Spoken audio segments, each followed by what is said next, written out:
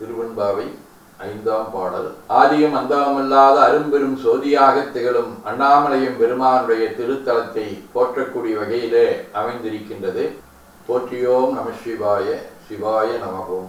மாலரியானான் முகனும் காணாமலையினை நாம் போலறிவோம் என்றுள்ள பொக்கங்களே பேசும் பாலுரு தேன்வாய் படிரி கடைதிரவாய் ஞாலமே விண்ணே பிறவே அறிவறியான் கோலமும் நம்மை ஆட்கொண்டருளிக்கோதாட்டும் சீலமும் பாடி சிவனே சிவனே என்று ஓலமிடினும் உணராய் உணராய்கான் ஏலக்குழலி பரிசெலோரெம்பாவாய்.